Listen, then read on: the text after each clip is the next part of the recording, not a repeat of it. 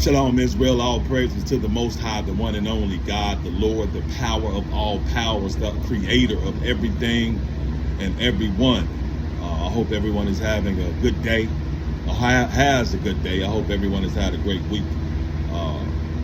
Been waiting on the Most High to put something on my spirit to make a lesson and to share with you all. And this is what He put on my spirit this AM, and this is what I'm doing my job, and this is what He wants to put out there. Once again, we have to help each other, Israel. We're in captivity together. We're a family of people. Whether we like each other, we're gonna disagree, we're gonna fight, and we ain't gonna get along. All of us not gonna get along. That's why the scripture says, "Thy watchmen will agree when the Most High saves us," which means when He saves us. So, we're gonna have disagreements. We're gonna have some cats, that don't like other cats, and it is what it is, because the Most High's men supposed to be warriors. It is what it is. You might have to catch hands. It is what it is. But at the end of the day, we're still family. We're still family, and we have a commandment, Israel, to help family, to help one another. That's a command that the Most High gave us, and we're still supposed to abide by. Deuteronomy 15:7, when Moses was talking to the Israelites and giving them command, telling them what's required of them when we get to our land. And not only in our land, now we're in captivity together on this earth, all amongst all the nations of the world. This still applies.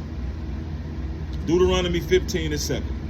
If there be among you a poor man of one of thy brethren within any of thy gates in thy land, which the Lord thy God giveth thee, thou shalt not harden thy heart, nor shut thine hand from thy poor brother. Right there, they was saying that once y'all get to the land and you see one of your brothers or your sisters that don't have much or don't have anything, and they ask you for something, you better give it to them. You better give it to them. But we'll keep reading. Deuteronomy 15:8. It says, "But thou shalt open thine hand wide unto him or her, and shalt surely lend him sufficient for his need in that which he wanted," which means sufficient for his need. You can't be coming up to a brother or sister, but let me get $3,000. No, you want some food? You hungry? You need some money for some clothes? You need some clothes? That's what that means. Sufficient for his need. Deuteronomy 15:10.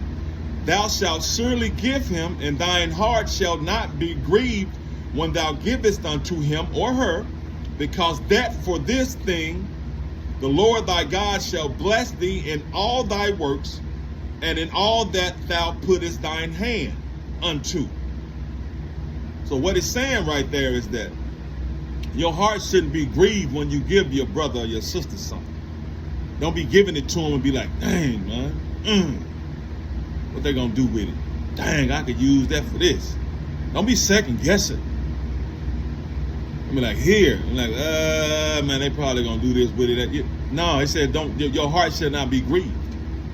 You give it, and the Most High will bless you in all your works, us in all our works, because it goes on to say, everybody can't be rich. Everybody could if the Most High wants it, but that ain't how He wants it. Everybody is not going to be rich, wealthy. Everybody is not going to have things, because Deuteronomy 15:11 says, "For the poor shall never cease out of the land. Therefore I command thee," this is a commandment, "saying, thou shalt open thine hand wide unto thy brother or sister," I'm adding sister, "to thy poor and to thy needy in thy land." He was saying, once again, once we get to our land, you're going to always have poor Israelites, so you give to them. You give to them.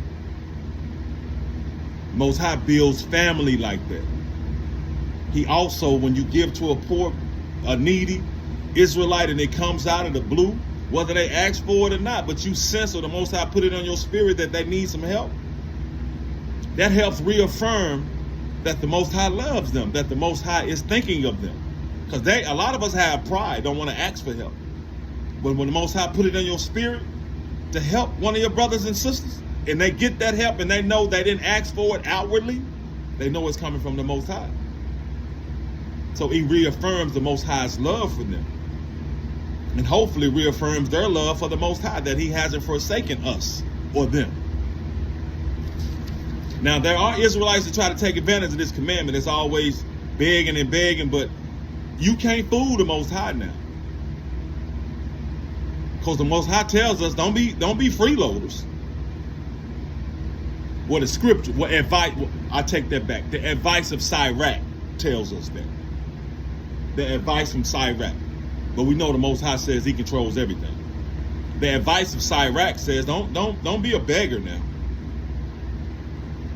So don't try to take advantage of this commandment, Israel, amongst your brothers and sisters. Sirach 40:28. My son, lead not a beggar's life, for better it is to die than to beg. Sirach 40:29. The life of him that dependeth on another man's table is not to be counted for a life, for he polluteth himself with other men's meat. But a wise man well nurtured will beware thereof. Sirach 40:30. Begging is sweet in the mouth of the shameless, but in his belly there shall burn a fire. Beggars don't have, they shameless. They just beg and beg and beg. They don't care. But the Most High said, especially Israelite men, don't be a freeloader. Don't be a beggar now. Go out and work. Go out and move. And the Most High will provide. But we're supposed to help each other. Because we're in this thing together. That's why we're never supposed to forget about our brothers and sisters. Ever. We're in jail together. That's almost if you get locked up with one of your brothers or your sister. And y'all go in there and be like, man, we all we got now. And y'all look out for one another. Y'all might argue, y'all might not get along, but I bet if y'all in prison, y'all gonna look out for one another. It's the same thing now. It's just a big spiritual prison that we're in. And we're supposed to look out for each other and help each other. Because the Most High is watching. He's seeing what you're doing and what you ain't doing, and he knows what's in your heart. But the Most High put that on my spirit to share, and I share. Just like always. And I always got, I'm gonna leave with the same message to all you know-it-all Israelites. To the ones who you know everything. You shoot back, you talk noise. The Most High, he sees and hears that too. Because I ain't gonna go back and forth with you. I done left it up to the Creator. He gonna sort it all out with everybody. What the scripture say? He gonna save all of us. Every last hard-headed Israelite, wicked Israel. He said he gonna save all of us. Not one will be left in the land. Then he gonna purge the rebels out from amongst us. He gonna judge us in front of our face as a family, away from prying eyes. That's what the scriptures say. So all you know-it-all Israelites, because I'm not going back. I hate going back and forth on this. Now I need to see you in your face. I need to see you in your face. Like Moses needed to see those Israelites when he came back and they had jumped back into idolatry and they were talking noise. Levites went to work. You can read the scriptures. I ain't got to read it.